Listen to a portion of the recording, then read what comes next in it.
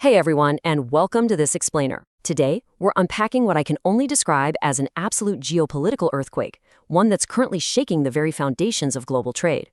We're zeroing in on the crisis in the Strait of Hormuz. Now, if you know the region, you know this is a super narrow, yet incredibly vital maritime choke point connecting the Persian Gulf to the open ocean. But as we're about to see, this localized conflict, it is creating a massive shockwave across the entire globe, messing with everything from high-level diplomacy to the fundamental lifelines of our modern economy. You know, it's really easy to just look at a map, spot a distant conflict, and think, well, that doesn't really affect me. But consider this for a second. How could a naval blockade happening literally thousands of miles away instantly sever your internet connection, completely halt your banking, and empty out the shelves at your local grocery store? It sounds crazy, right? But this is the reality of the hyper-interconnected world we live in. We're going to look at the exact mechanisms that turn a regional standoff into a very direct, tangible threat to your daily life. $10 trillion. That's a 10 with 12 zeros, guys. That is the staggering amount of global commerce estimated to be at risk every single day as international trade in the Persian Gulf just grinds to a total halt. When you really put that into perspective and realize just how much of the world's energy and consumer goods flow through this tiny, tiny waterway, you instantly start to understand why the entire global community is so incredibly on edge right now. To truly grasp the scale of this thing, here is our roadmap. We'll break it down into 5 key parts. First up, the immediate crisis in the Gulf. Second, the shift toward asymmetrical warfare and the threat to our internet cables. Third, Iran's massive oil storage dilemma. Fourth, the wild diplomatic chess game playing out right now. And lastly, the diverging strategic endgames of the major global powers involved. All right, let's jump right into Section 1, Crisis in the Gulf, the epicenter of the blockade. The situation on the water is frankly a nightmare. The Strait of Hormuz has essentially transformed from this bustling international passageway into a massive maritime waiting room of despair. We're talking over 20,000 commercial sailors stranded out there. Some have been stuck for over 65 days. And remember, these aren't soldiers. They're everyday civilians caught right in the crossfire. With hundreds of commercial ships just sitting stuck in the Gulf and over 30 vessels actually hit by missiles and drones, crews are reporting absolutely critical shortages of food, water, and medicine. It's a completely paralyzed global artery, and the human and logistical toll is just severe. Now, the United States did actually try to break this blockade with a massive operation they dubbed Project Freedom.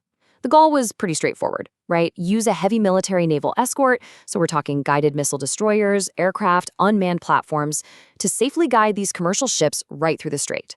But get this, that attempt was halted after just 36 hours. 36 hours!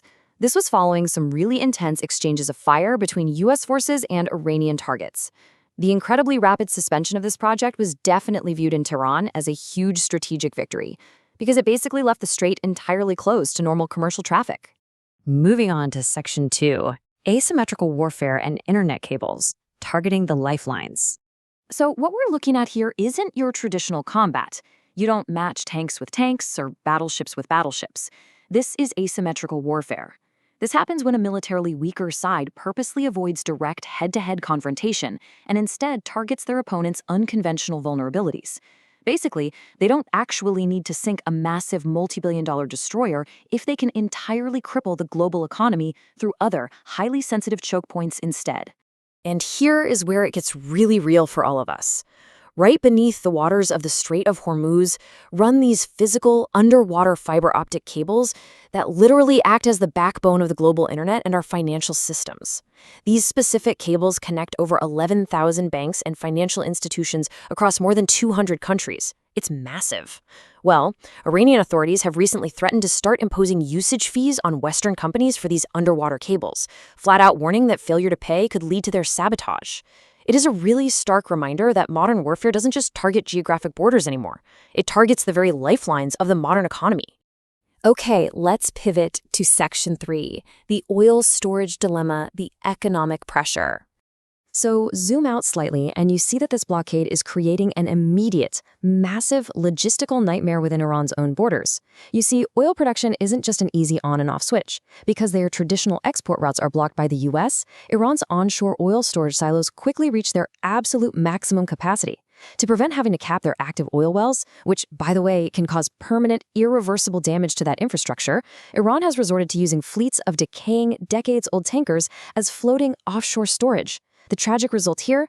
These unsealed ships are basically falling apart, causing massive crude oil leaks and fires, which is creating a severe environmental disaster right there in the Persian Gulf. Which brings us to Section 4, the diplomatic chess game, global mediators scramble. Behind closed doors, these back-channel negotiations are just a chaotic scramble right now. The U.S. actually submitted a permanent ceasefire offer, but Pakistani mediators completely failed to secure a timely response from Iran. When Iran finally did counter, it was only for a temporary 30-day pause to just temporarily open the strait before doing any further negotiations. Because of all these delays, Qatar has aggressively stepped right into the middle of this. Qatari officials even recently met with U.S. envoys all the way over in Miami to try and somehow forge a path forward. Publicly, though, the rhetoric remains incredibly fierce. Iranian President Masoud Pezeshkian stated, "We will never surrender to the enemy. The goal is to guarantee the rights of the Iranian people."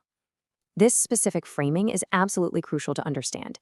Iran is heavily signaling that while they might be engaging in talks, they absolutely refuse to appear weak or admit that they are buckling under the immense economic pressure of the blockade. On the flip side of that, you've got Donald Trump issuing some highly aggressive warnings, stating, "They will not laugh any longer. We destroyed 70% of the targets inside Iran." But here's the wild part.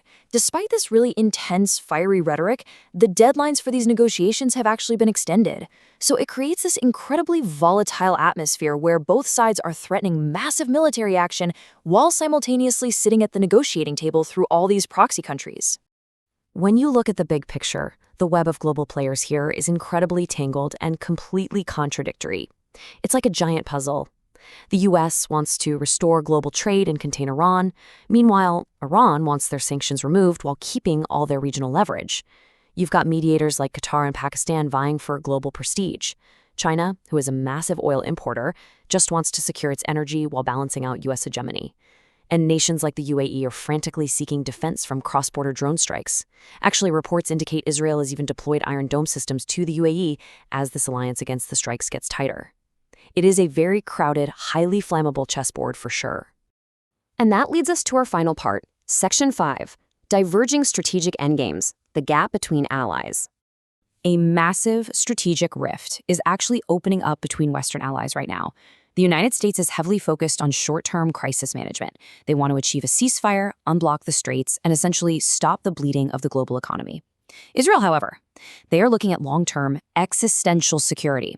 They are deeply concerned that a simple ceasefire is just going to leave Iran's enriched uranium, their ballistic missiles, and their regional proxy networks, like Hezbollah, fully intact, giving them the breathing room to just recover and strike again later. And to make matters even more complicated, any sort of diplomatic resolution is threatened by extreme internal volatility within Iran itself.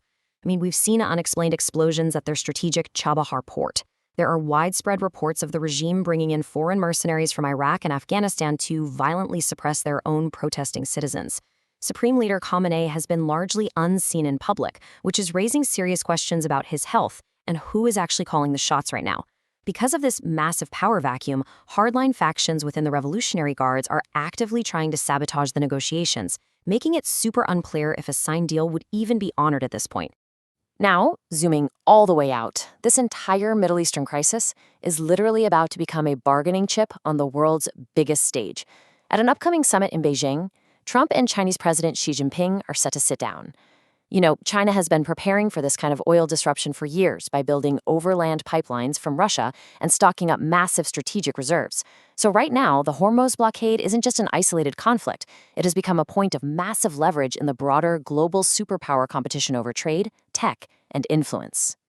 So as the ships continue to literally burn out there, as internet cables face threats of sabotage, and as diplomats scramble desperately for leverage, we are really left with one chilling question.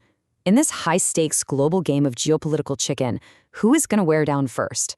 Will the political stalemates finally break, or is our fragile global economy going to snap under the pressure?